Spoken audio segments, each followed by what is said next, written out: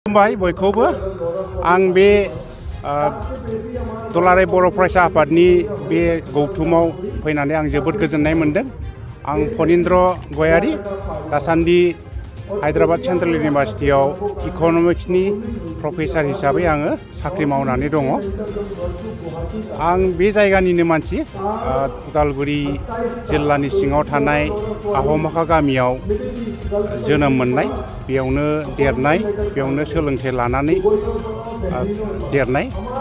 बर' बिजोंजोंनो आं फरायदों।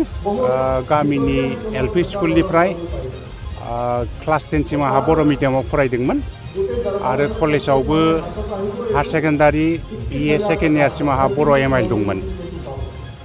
सारा जिहेतु बर' बिजोंजों फरायनानै दिनै सासे माने जोंनि थाखाय मोनसे बिदिन्थि जाना थाबाय। दा खिन्थु बांसिन बिमा बिफाफोरखौ जों नुबाय जे बर' बिजों फरायबा बेबायदि गिदिर मानसि जानो हाया, बेनिखायनो बांसिनानो इंलिस मिडियामाव लांनायखौ बे बेलायाव बे खोथाया सैथो बाथ्रा, मोजां सोंथि।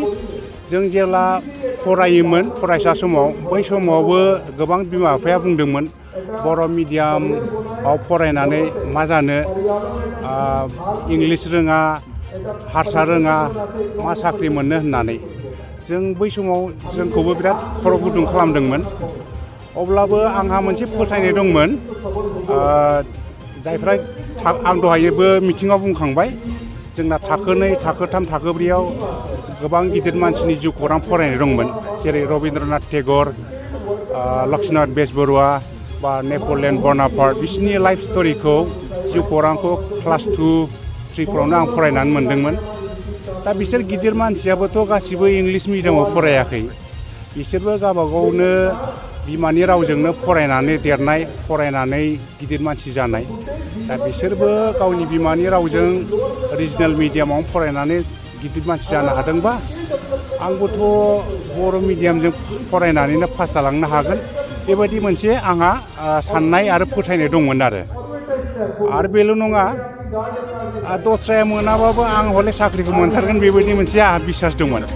मानो होनब्ला आङो क्लास 2निफ्रायनो 1, 2 टिल क्लास 10सिम रल नम्बर 1, 1 जाबाय थायोमोन। दस्राया मोनाबाबो आं मोनथारनांगौ, बे मोनसे फोथायनाय दंमोन आरो माने स्ट्रं बिलिफ, स्ट्रं डिटारमिनेसन दंमोन। दा बेबायदिनो आं फरायनानै इंलिसआथ' मोनसे रावसो, बेखौ उनावहायबाबो आं सोलोंनो हागोन मोनसे साननाय दंमोन आरो बेल' नङा, जोंनि समाव जोङो इंलिसखौ क्लास 5निफ्रायसो मोनदों आरो जोंनि समाव क्लास 8, 9, 10आव कुइसन पेपारा जोंना इंलिसावसो फैयोमोन, इंलिस आरो आसामिस। दा कुइसनखौ बुजिग्रोनांगौ, बेनि उनावसो जोङो आनसारखौ लिरनो हायो, जेरै मेथामेटिक्स, ससियेल स्टाडिस, जिअ'ग्राफि, साइन्सफ्राव।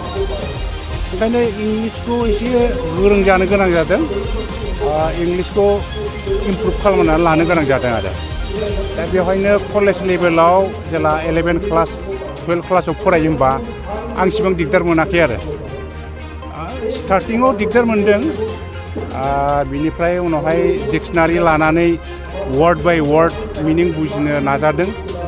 आं दाबो बुङो जोंनि बे फंबाय बिनानावफोरा क्लास 1निफ्रायनो क्लास 10सिम बे बेसिक साबजेक्टफोरखौ मोजाङै कनसेप्टफोरखौ बुजिनो नाजानांगौ। बुजिनानै फरायलांबाय थायोब्ला कलेज लेभेलाव बा MA लेभेलाव, गोजौ लेभेलाव बिराद गोरलै जाहैयो आरो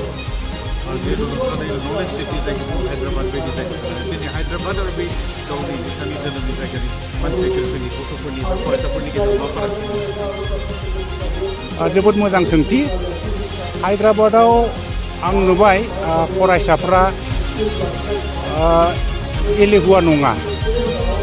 दा आंहा जिबायदि थांखि दङ, साफ्रोमबो गथ'आनो बेबायदि थांखि दङ, फरायगोन, फरायनानै साक्सेस जाथारगोन आरो डिग्रि लानानै माबा मोनसे साख्रि मावथारगोन, बेबायदि दंजोबो आरो गासैबो गोरों नङा, हयथ' एबभ एभारेज स्टुडेन्ट, बिल' एभारेज, गाव गावबागाव लेभेलनि बायदियै बिसोरो नाजाथारो आरो बेल' नङा, बिसोरनिया हायद्राबादा मोनसे मेट्रपलिटान सिटि जाबायथ', अनेक कम्पानि माबा IT सेक्टरनि बा सार्भिस सेक्टरनि शपिं मलनि अनेक साख्रि दङ साख्रिखौ मोनखायो आरो जायफ्रा एसे गोरों बिसोरथ' माने डिग्री लाखांनानै टारगेटआनो आमेरिका इंलेन्ड बा डेभेलप कान्ट्रियाव साख्रि मावहैनायनिल' प्लान आरो माखासे न'खरखौ नुदों आङो इंलेन्ड आमेरिकायाव साख्रि मावहैनो हायाबानो माने जिबनखौ बरबाद जानाय बायदि मोनो आरो ओरैबायदि स्ट्रं डिटारमिनेसन लायो दा जोंनिखौ नुबाय आङो जोंनि उदालगुरि बा बर' फरायसाफोरा मेट्रिकआव खनसे पास फेल जाबाय गैला होला ड्रप दोनबाय सेकेन्ड टाइमबो होला थार्ड टाइमबो होला बेयो बिराद दुखुनांथाव आरो बिदिनो हायार सेकेन्डारियाव सोरबा 11-12आव साइन्स फरायनानै थांबाय साइन्सखौ गोरा मोननानै ज्राब गारबाय जै गारबाय फरायफिनला खिन्थु हायद्राबाद बायदियाव आं नुबाय साइन्स फरायबाय जेनेबा गोरा मोनबाय आरो गोरा मोननानै आरो मा खालामो आर्ट्सआव थांलायबाय एसे गोरलै बिदिनो स्ट्रिमखौ बारस्लायनानैबाबो साक्सेस जालांथारगोन आरो दा बेबायदिखौ जोंनि बर' फरायसाफोराबो साननांगौ आरो मोनसेयाव हायाबा मोनसेयाव थांनानै स्ट्रिम सोलायनानैबाबो दावगालांबाय थानांगौ आरो